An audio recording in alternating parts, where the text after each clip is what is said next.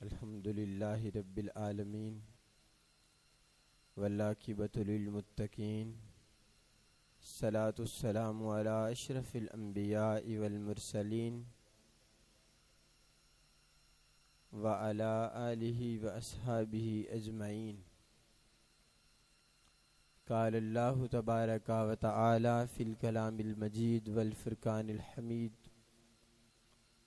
قل ان الفضل بید اللہ یؤتیہ من یشاء واللہ واسع علیم۔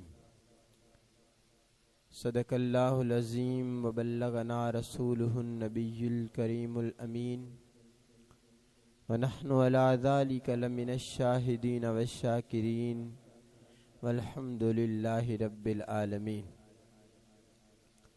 قال اللہ تبارک و تعالی فی شان حبیبہ مخبرا و آمرا ان اللہ و ملائکتہ یصلون علی النبی یا ایہا الذین آمنوا صلوا علیہ وسلموا تسلیما۔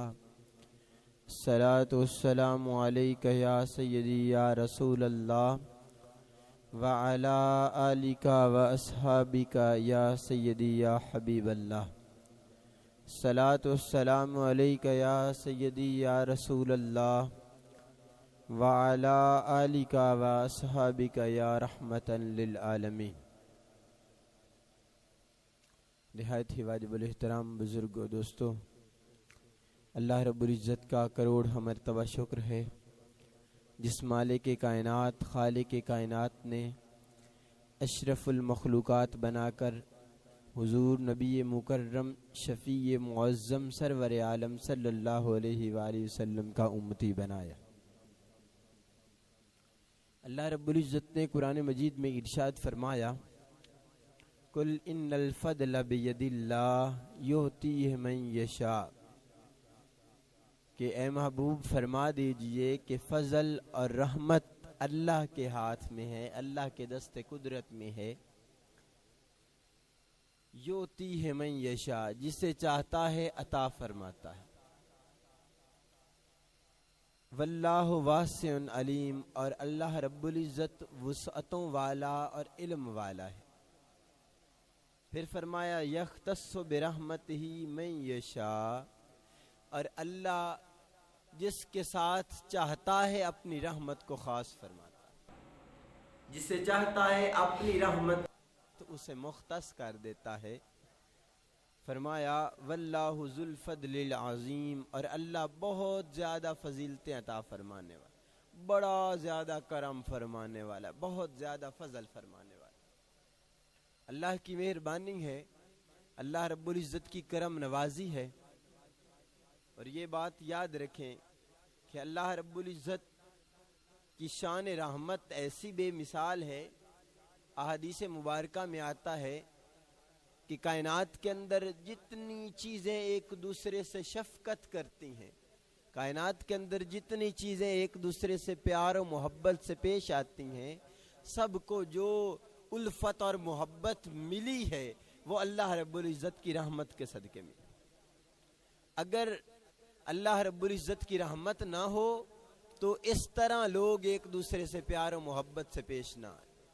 اگر اللہ رب العزت کی رحمت نہ ہو تو یہ محبتیں، یہ الفتیں، یہ دوستیاں، یہ ناطے کبھی سلامت نہ رہیں۔ یہ سب کچھ جو سلامت ہے وہ اللہ رب العزت کی رحمت کی وجہ سے سلامت۔ اور حدیث مبارکہ میں ہے، مصطفیٰ جان رحمت پہ لاکھوں سلام، رسول اللہ صلی اللہ علیہ وآلہ وسلم نے ارشاد فرمایا کہ لمن ینبغی احد لن ینجی احدا منکم عملہ۔ رسول اللہ صلی اللہ علیہ وآلہ وسلم نے ارشاد فرمایا کہ کوئی بھی شخص ہرگز اپنے عمل کی وجہ سے نجات نہیں پا سکتا۔ کہ اگر کوئی یہ سمجھتا ہو کہ وہ نیک عمل کرتا ہے، بڑے درود و سلام پڑھتا ہے، بڑے جناب نمازیں پڑھتا ہے، تہجدیں پڑھتا ہے، اور اس تہجد پڑھنے کی وجہ سے، اس نماز پڑھنے کی وجہ سے وہ جنت میں چلا جائے گا، ارشاد فرمایا نہیں۔ تو پھر عرض کی گئی یا رسول اللہ صلی اللہ علیہ وآلہ وسلم کس چیز کی وجہ سے آدمی کامیاب ہوگا؟ تو رسول اللہ صلی اللہ علیہ وآلہ وسلم نے ارشاد فرمایا کہ اگر کوئی آدمی کامیاب ہوگا تو وہ صرف رحمت خداوندی کی وجہ سے کامیاب ہے۔ صحابہ نے عرض کی یا رسول اللہ صلی اللہ علیہ وآلہ وسلم کیا آپ بھی؟ تو رسول اللہ صلی اللہ علیہ وآلہ وسلم نے ارشاد فرمایا وَلَا أَنَا إِلَّا أَن يَتَغَمَّدَنِيَ اللَّهُ بِرَحْمَةٍ، فرمایا اللہ مجھے بھی اپنی رحمت کی چادر میں لے لے گا، کہ یہ اللہ رب العزت کی رحمت ہے کہ اس رحمت کے صدقے یہ ساری کائنات کے نظام چل رہے ہیں۔ اور اگر اللہ رب العزت کی رحمت نہ ہو تو پھر انسان کے لیے مشکل ہو جائے۔ لیکن یہ بات یاد رکھیں کہ رحمت تو ہے رب کی، لیکن رحمت رب کرتا کیسے ہے؟ مولانا روم رحمت اللہ علیہ نے ارشاد فرمایا رحمت حق بہانمی جوید بہانمی جوید، کہ اللہ رب العزت کی رحمت جو ہے وہ مال و دولت نہیں دیکھتی، وہ بہانے ڈھونڈتی ہے کہ کوئی انسان سے اچھا عمل ہو اللہ اپنی رحمت فرما دے، کوئی انسان نیک کام کرے اللہ رب العزت اپنی رحمت فرما دے۔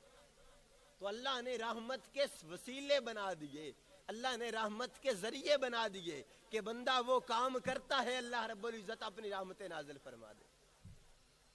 تو سب سے زیادہ اللہ رب العزت اپنے محبوب کی امت پہ رحمت نازل فرما دے۔ جب بھی وہ کوئی بلائی کا کام کرتے ہیں، جب بھی ان سے کوئی نیکی کا کام ہوتا ہے، اللہ ان پہ اپنی رحمت نازل فرما دے۔ اور حصول رحمت کا ایک خوبصورت طریقہ وہ رواداری ہے، وہ آسانی ہے، لوگوں کے لیے آسانی پیدا کرنا، لوگوں کے ساتھ اچھے اخلاق سے پیش آنا۔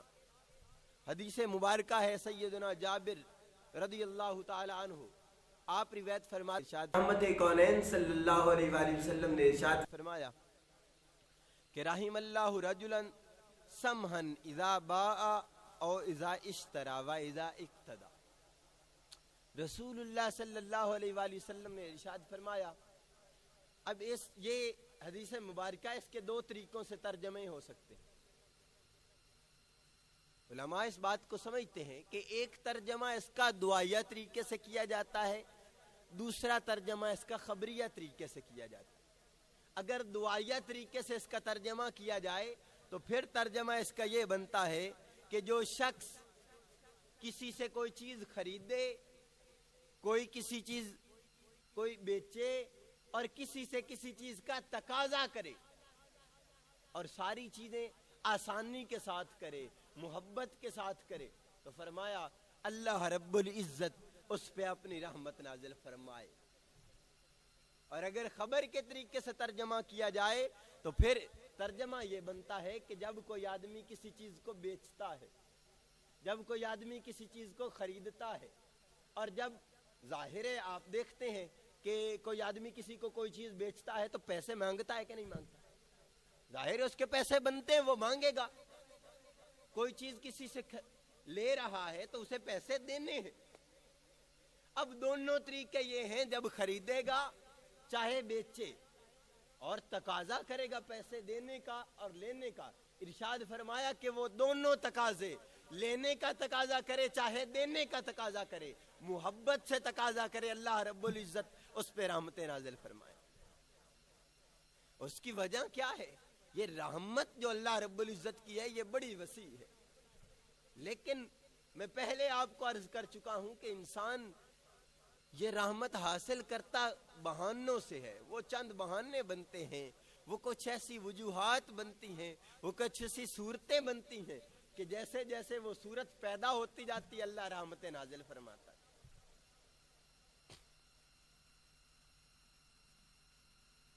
رازدار مصطفیٰ سیدنا حذیفہ بن یمان رضی اللہ تعالیٰ عنہ، آپ اس حدیث کے راوی ہیں، ارشاد فرماتے ہیں کہ ایک آدمی اس کو پیش کیا گیا، اللہ رب العزت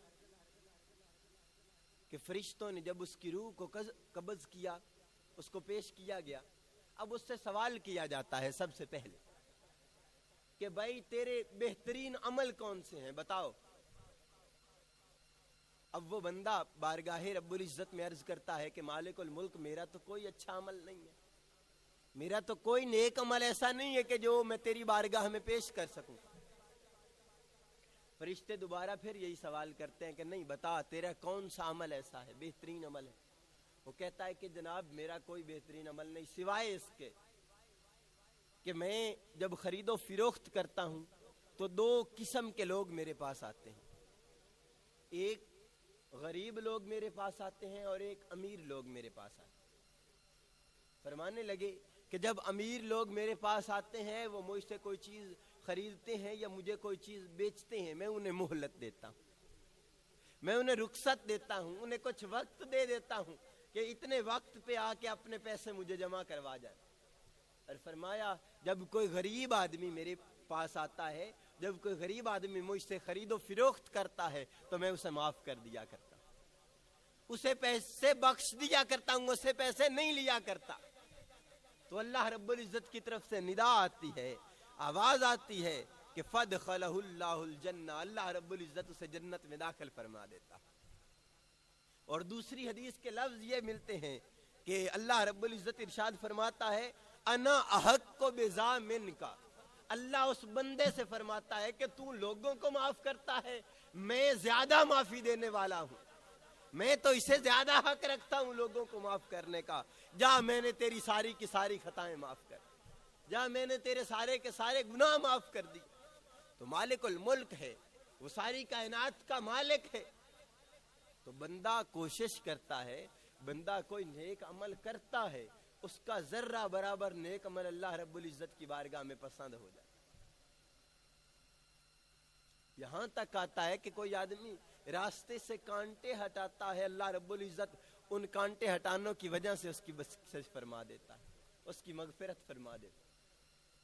لیکن انسان ہے کوشش کرتا رہے, اپنی طرف سے ہمت کرتا رہے, تو پھر جب ہمت کرے گا, جب کوشش کرے گا, تو پھر اللہ رب العزت اپنی خاص رحمت نازل فرمائے.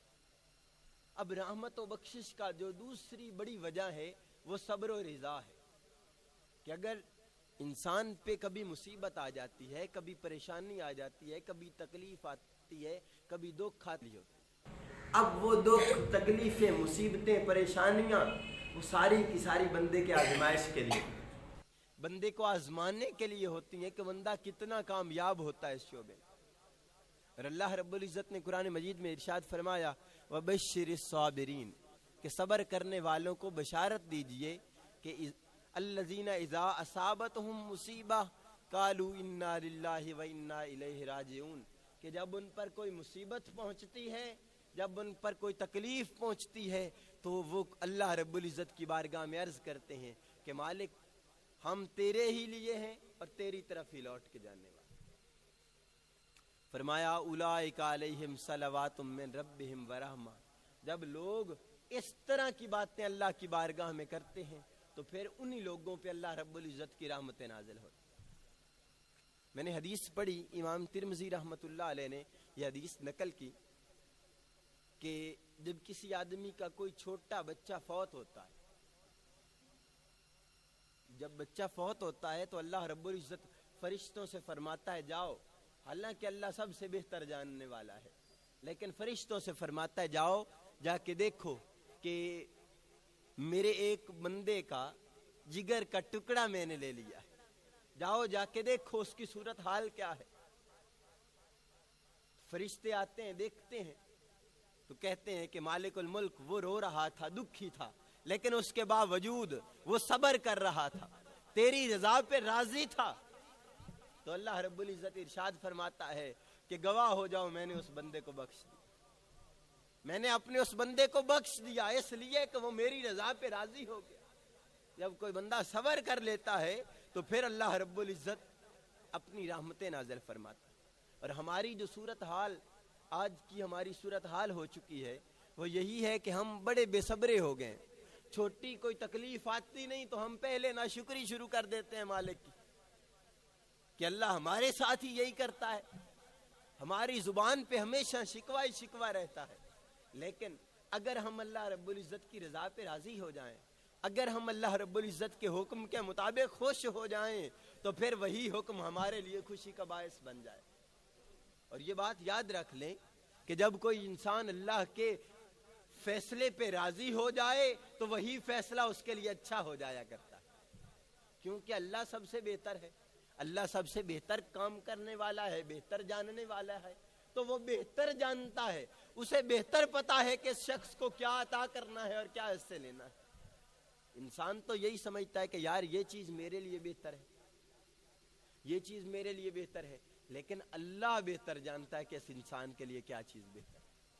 اس لیے اگر انسان ہمت کرے اور ہمت سے کام لے، اور آج کل دیکھا جاتا ہے کہ کچھ لوگ خودکشی کرتے ہیں، خودکشی کرتے ہیں۔ یاد رکھیں کہ اگر کوئی انگریز خودکشی کرے، اگر کوئی عیسائی یہودی خودکشی کرے تو اس کا خودکشی کرنا تو بنتا ہے، لیکن اگر کوئی مسلمان خودکشی کرے تو اس کا خودکشی کرنا نہیں بنتا۔ گویا کہ وہ تو اللہ کی رحمت سے مایوس ہو گیا نا۔ تو جب کوئی اللہ کی رحمت سے مایوس ہو جائے تو مایوسی سب سے بڑا گناہ ہے، مایوسی بہت بڑا گناہ ہے، کہ اللہ رب العزت نے خود ارشاد فرمایا لا تقنطوا من رحمت اللہ، کہ اللہ کی رحمت سے مایوس نہ ہو جاؤ، اور پھر بندہ مایوس ہو جائے۔ حدیث مبارکہ ہے، رسول اللہ صلی اللہ علیہ وآلہ وسلم نے ارشاد فرمایا کہ لا یتمنین احدکم الموت من در اصابہ، فرمایا اگر کسی آدمی کو تکلیف پہنچے تو وہ اللہ رب العزت کی بارگاہ سے موت طلب نہ کرے کہ یا اللہ مجھے موت دے دے، اس طرح کی دعا نہ کرے۔ اور فرمایا فَإِن كَانَ لَا بُدَّ، اگر بڑا ضروری ہو گیا ہے موت کا طلب کرنا تو پھر دعا اچھے طریقے سے کرے، پھر اللہ رب العزت کی بارگاہ میں عرض کرے کہ اے مالک الملک فَلْيَقُلْ اللَّهُمَّ أَحْيِنِي مَا كَانَتِ الْحَيَاةُ خَيْرًا لِي وَتَوَفَّنِي مَا كَانَتِ الْوَفَاةُ خَيْرًا لِي۔ فرمایا پھر دعا یہ کرے کہ اے مالک الملک اتنی زندگی عطا فرما جتنی میرے لیے بہتر ہے، اور پھر مجھے موت عطا فرما دے اگر موت میرے لیے بہتر ہے۔ انسان اللہ سے بہترین دعا مانگا کرے اور اللہ رب العزت کی رحمت کا ہمیشہ امیدوار رہا کرے۔ رحمت کی امید کا جو بہترین ذریعہ ہے وہ مسلمانوں کے درمیان اصلاح کرنا ہے، صلح کروانا، مسلمانوں کی تربیت کرنا، یہ بھی ایک بہترین ذریعہ ہے، کیونکہ حدیث مبارکہ ہے رسول اللہ صلی اللہ علیہ وآلہ وسلم کا فرمان، ارشاد فرمایا کہ الدال علی الخیر کفاعلہ، کہ نیکی کی طرف ابھارنے والا، نیکی پہ رہنمائی کرنے والا اس طرح ہے جس طرح کہ نیکی کرنے والا۔ اس لیے ہمارا حق یہ بنتا ہے کہ ہم لوگوں کو نیکی کی دعوت دیں، باہمی صلح کروائیں، لوگوں کے درمیان اچھائی پھیلائیں، پردہ پوشی کریں، عیبوں پہ پردے ڈالیں۔ حدیث مبارکہ ہے، حضرت سیدنا انس بن مالک رضی اللہ تعالیٰ عنہ اس حدیث کے راوی ہیں، آپ فرماتے ہیں کہ ایک دن رسول اللہ صلی اللہ علیہ وآلہ وسلم آپ مسجد النبی صلی اللہ علیہ وآلہ وسلم میں تشریف فرما ہے، اچانک آپ نے تبسم فرمایا، آپ مسکرائے، فاروق اعظم موجود ہیں، عرض کرتے ہیں محبوب کریم آج آپ مسکرائے ہیں، کیا وجہ ہو گئی یا رسول اللہ آپ مسکرائے؟ تو رسول اللہ صلی اللہ علیہ وآلہ وسلم نے ارشاد فرمایا میں دیکھ رہا ہوں اپنی امت کے دو بندوں کو کہ دو بندے بارگاہ رب العزت میں جھگڑا کرتے کرتے کل قیامت والے دن پہنچیں گے اور عرض کریں گے کہ ایک بندہ عرض کرے گا کہ اے مالک الملک اس شخص نے دنیا میں مجھ پہ ظلم کیا تھا، اس ظلم کا بدلہ مجھے لے کے دے۔ اللہ رب العزت ارشاد فرمائے گا کہ اے میرے بندے اب اس کے کھاتے میں نیکی تو رہ کوئی نہیں گئی، اس نے اور بڑے لوگوں پہ ظلم کیا تھا، اب سب نے اس کی نیکیاں لے لی ہیں، تو وہ عرض کرے گا مالک پھر میرے گناہ اس کے کھاتے میں دے دے۔ جب یہ عرض کرے گا تو اس وقت اللہ رب العزت ارشاد فرمائے گا چلو سامنے دیکھ۔ جب وہ سامنے دیکھے گا تو اسے گل و گلزار نظر آئیں گے، اسے جنت نظر آئے گی، تو وہ اللہ رب العزت کی بارگاہ میں عرض کرے گا کہ اے مالک الملک مجھے جنت نظر آ رہی ہے، یہ جنت مجھے کس طرح مل سکتی ہے، یہ جنت مجھے کس طرح عطا ہو سکتی ہے؟ تو اللہ رب العزت ارشاد فرمائے گا کہ یہ جنت تمہیں عطا ہو سکتی ہے، اس کا ایک طریقہ ہے، اس کا ایک ذریعہ اور وسیلہ ہے۔ وہ جلدی کرے گا، پوچھے گا کہ مالک وہ کیا ذریعہ ہے، وہ کیا وسیلہ ہے؟ تو اللہ رب العزت ارشاد فرمائے گا کہ وہ ذریعہ یہ ہے وہ وسیلہ یہ ہے کہ یعفو کا عن اخی کا، کہ تو اپنے بھائی کو معاف کر. اب یہ قیامت کا دن ہے، اس وقت تو اپنے بھائی کو معاف کر دے. جب تو اپنے بھائی کو معاف کرے گا اللہ رب العزت تجھے جنت عطا فرمائے. یہ تو قیامت والے دن کی بات ہے. اب یہاں پہ حدیث مبارکہ ہے، رسول اللہ صلی اللہ علیہ وآلہ وسلم نے ارشاد فرمایا جو دنیا کے اندر کسی کی تکلیف کو دور کرتا ہے اللہ قیامت والے دن اس کی تکلیفوں کو دور کر دے. جو دنیا کے اندر کسی کی پردہ پوشی کرتا ہے اللہ رب العزت قیامت والے دن اس کے عیبوں پہ پردہ ڈال دے. تو وہ عرض کرے گا کہ مالک الملک میں نے اس آدمی کو معاف کر دیا. اب اللہ فرمائے گا اس طرح نہیں، اس طرح کر تو خود بھی جنت میں جا اور اس گناہگار کا ہاتھ پکڑ کے اسے بھی جنت میں لے جا. کہ یہ اللہ کی رحمت ہے، اللہ کی بخشش ہے. لیکن انسان کوشش کرے، انسان ہمت کرے. جب انسان کوشش کرے گا تو پھر اللہ رب العزت اس پہ اپنی خاص رحمت نازل فرمائے گا، اس پہ اپنی مہربانیاں فرمائے. میں پہلے بھی کہہ چکا ہوں کہ اللہ رب العزت کی جو رحمت ہے وہ مال و دولت نہیں دیکھتی. اللہ رب العزت کی جو رحمت ہے وہ انسان کے اعمال نہیں دیکھتی. رحمت حق مولانا روم فرماتے ہیں رحمت حق بہا نمی جوید بہا نمی جوید، کہ اللہ کی رحمت جو ہے وہ مال و دولت نہیں دیکھتی، وہ بہانے ڈھونڈتی ہے. انسان کوئی بہانہ بنائے اللہ اسے فوراً معاف کر دیتا ہے. تو اس لیے اور پھر اگلی چیز جو سب سے بہترین اللہ رب العزت کی رحمت کے حصول کے لیے ہے وہ فرمایا مخلوق خدا پہ مہربانی کرو. کہ جب کوئی انسان اللہ رب العزت کے بندوں پہ مہربانی کرتا ہے پھر اللہ رب العزت اس پہ رحمت نازل فرماتا. حدیث مبارکہ ہے حضرت سیدنا عبداللہ بن عمرو رضی اللہ تعالیٰ عنہ اس حدیث کے راوی ہیں. ارشاد فرمایا الراحمون یرحمہم الرحمن ارحموا من فی الارض یرحمکم اللہ فی السماء. ارشاد فرمایا کہ رحم کرنے والے جو لوگ ہیں یہ وہ لوگ ہیں اللہ ان پہ رحمت فرماتا ہے. اور ارشاد فرمایا جو دنیا میں لوگوں پہ رحمت فرماتے ہیں کل حشر والے دن اللہ ان پہ رحمت نازل فرماتا. یہ اصول ہے، یاد رکھ لیں کہ جب کوئی آدمی کسی پہ رحمت نازل فرماتا ہے، کسی پہ مہربانی فرماتا ہے تو پھر اللہ رب العزت اس پہ رحمت فرماتا. حدیث مبارکہ ہے سیدنا قرہ رضی اللہ تعالیٰ عنہ اس حدیث کے راوی ہیں. رسول اللہ صلی اللہ علیہ وآلہ وسلم کی بارگاہ میں حاضر ہوئے، عرض کی یا رسول اللہ صلی اللہ علیہ وآلہ وسلم انی لآخذ الشاة لأذبحها فأرحمها. عرض کی یا رسول اللہ میں بکری کو پکڑتا ہوں تاکہ اسے ذبح کروں، پھر میرے دل کے اندر رحم پیدا ہو جاتا ہے، پھر میرے دل کے اندر نرمی پیدا ہو جاتی ہے. تو رحمت کونین صلی اللہ علیہ وآلہ وسلم نے ارشاد فرمایا وَالشَّاةُ إِن رَحِمَتَهَا رَحِمَكَ اللَّهُ. فرمایا اگر تو اس بکری پہ رحم فرمائے گا اللہ تجھ پہ رحمت نازل فرمائے. تو یہ تو اللہ کی رحمت کے اصول بڑے انوکھے ہیں. بندہ چھوٹی چھوٹی نیکی کرتا ہے، اس چھوٹی چھوٹی نیکی کی وجہ سے اللہ رب العزت کی رحمت نازل ہونا شروع ہو جاتی. اور یہ یاد رکھیں کہ کسی بھی نیکی کو چھوٹی نہ سمجھا کرے، حقیر نہ سمجھا کرے، بلکہ ہر ایک نیکی اللہ رب العزت کی بارگاہ میں بہت بڑی نیکی. ایک مشہور حکایت ہے کہ ایک بزرگ، ایک آدمی وہ کچھ لکھ رہے تھے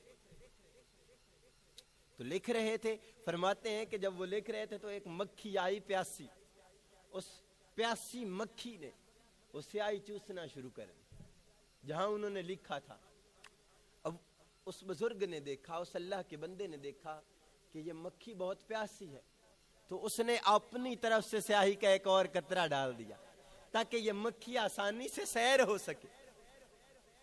تو جب اس مکھی نے سیر ہو کے پی لیا، وہ آدمی، وہ بزرگ فوت ہوئے تو کسی کے خواب کے اندر آئے.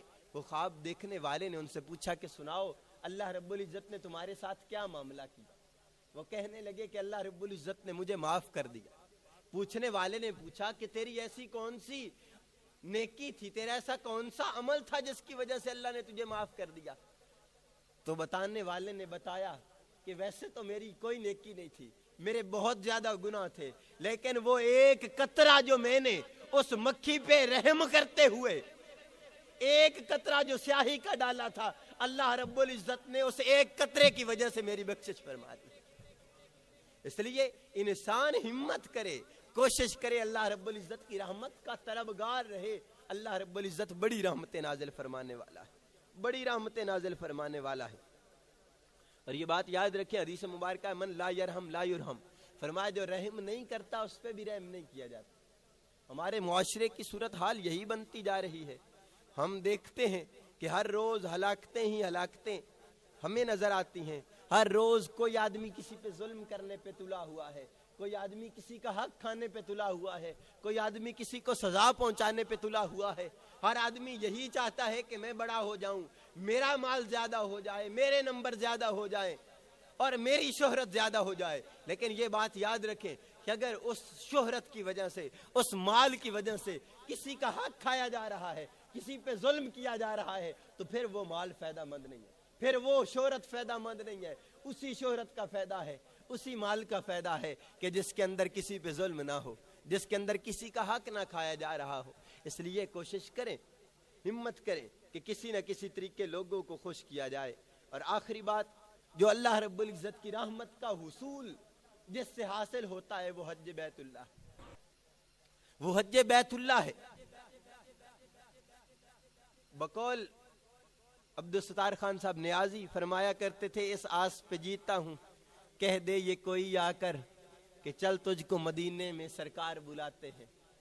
یہی بات یاد رکھیں کہ حج یا عمرہ جب کوئی آدمی کرتا ہے تو پھر اللہ رب العزت کی رحمتیں اس پہ ہونا شروع ہو جاتی ہیں۔ اور سیدنا ابو ہریرہ رضی اللہ تعالیٰ عنہ نبی کریم صلی اللہ علیہ وآلہ وسلم سے روایت فرماتے ہیں، رسول اللہ صلی اللہ علیہ وآلہ وسلم نے ارشاد فرمایا من حج للہ فلم یرفس ولم یفسق رجع اللہ کا یوم ولدتہ امہ۔ سرکار نے ارشاد فرمایا جب کوئی آدمی اللہ رب العزت کو خوش کرنے کے لیے حج کرتا ہے اور اس حج کے اندر نہ کوئی نافرمانی کرتا ہے، نہ کوئی فوش کام کرتا ہے، تو پھر حج سے واپس آتا ہے تو وہ اس طرح ہو جاتا ہے جس طرح آج اس کی ماں نے اسے اپنے پیٹ سے جنا، کہ گناہوں سے اس طرح صاف ستھرا ہو جاتا ہے، گناہوں سے اس طرح پاک ہو جایا کرتا ہے۔ لیکن ہمارے ہاں ہم دیکھتے ہیں کہ ایک آدمی صاحب نصاب ہو گیا ہے، صاحب استطاعت ہو گیا ہے، اس کے پاس مال و دولت ہے، اس کے باوجود اسے توفیق نہیں مل رہی حج کرنے کی۔ حالانکہ حدیث مبارکہ ہے، رسول اللہ صلی اللہ علیہ وآلہ وسلم نے ارشاد فرمایا کہ جسے اللہ رب العزت توفیق دے، جو صاحب استطاعت ہو جائے، جس کے پاس مال و دولت ہو، وہ حج کر سکتا ہو لیکن اس کے باوجود حج نہ کرے، فرمایا پھر اللہ کو اس کی کوئی ضرورت نہیں، چاہے وہ یہودی ہو کے مرے، چاہے وہ نصرانی ہو کے مرے۔ اس لیے جن لوگوں کو اللہ رب العزت نے یہ استطاعت دی ہے، جن لوگوں کو اللہ نے یہ توفیق دی ہے، ان پہ لازم ہے کہ وہ حج کریں۔ اور پھر حج کے مسائل کے اندر یہ بات یاد رکھیں کہ کوشش کریں کہ اگر کوئی عورت حج پہ جانا چاہتی ہے تو وہ اپنے محرم کے ساتھ حج پہ جائے، اکیلی حج پہ نہ جائے۔ حالانکہ سرکاری طریق کے طور پہ اجازت تو دے دی گئی ہے، لیکن شریعت اسلامی کا اصول یہ ہے کہ کوئی بھی اکیلی عورت حج پہ نہیں جا سکتی۔ حدیث مبارکہ ہے، رسول اللہ صلی اللہ علیہ وآلہ وسلم آپ جہاد پہ جانا چاہتے تھے، تو ایک صحابی رسول اس وقت سرکار نے ارشاد فرمایا کہ کوئی بھی عورت اکیلے سفر نہ کرے، اکیلے کسی مرد کے پاس نہ بیٹھے، اور دوسرا ارشاد فرمایا کوئی اکیلی سفر نہ کرے یا کسی غیر مرد کے ساتھ سفر نہ کرے۔ جب یہ بات ہو گئی تو ایک صحابی رسول کھڑے ہوئے، عرض کی یا رسول اللہ صلی اللہ علیہ وآلہ وسلم میری بیوی حج پہ جانا چاہتی ہے اور میں آپ کے ساتھ جہاد پہ جا رہا ہوں۔ سرکار نے ارشاد فرمایا تو جہاد کو چھوڑ، پہلے جا اپنی بیوی کے ساتھ اسے حج کروا کے لے آ، اس لیے کہ اس کا اکیلے جانا یہ گناہ ہے، ثواب کمانے کی بجائے بندہ گناہ کی طرف مائل ہو۔ اس لیے یہ بات یاد رکھیں، یہ مسائل ضروری ہیں جن کی طرف ہماری توجہ نہیں جاتی۔ اس لیے جو آدمی صاحب نصاب ہو جائے، جو طاقت والا ہو جائے، جس کے پاس اتنی دولت ہو کہ وہ گھر والوں کا خرچہ بھی اٹھا سکے ان دنوں کا، اور حج پہ جا اور آ سکے، وہاں رہ سکے، اتنی اگر کسی کے پاس دولت ہے تو اس آدمی پہ حج لازم ہو جاتی ہے۔ اور اگر کوئی آدمی جان بوجھ کے حج نہیں کرتا تو پھر وہ جتنے تک حج نہیں کرے گا اتنے تک فاسق ہوگا، مردود الشہادت ہوگا، اس کی گواہی بھی قبول نہیں کی جائے۔ یہ شریعت اسلامی کا اصول ہے. اس لیے اللہ رب العزت کی بارگاہ کے اندر دعا ہے کہ اللہ رب العزت نے جو چیزیں ہم پہ لازم کی ہیں ہمیں ان پہ عمل کرنے کی توفیق عطا فرمائے. اور یہ جو رحمت کے اصول ہیں، رحمت کے جو طریقے ہیں، جن ذریعوں سے اللہ رب العزت رحمت نازل فرماتا ہے، ہمیں ایک ایک چھوٹی چھوٹی نیکی کرنے کی توفیق عطا فرمائے تاکہ ہم ہر لمحہ اللہ رب العزت کی رحمت میں رہیں. اللہ رب العزت کی بارگاہ میں دعا ہے اللہ عمل کی توفیق عطا فرمائے. وما علینا الا البلاغ المبین.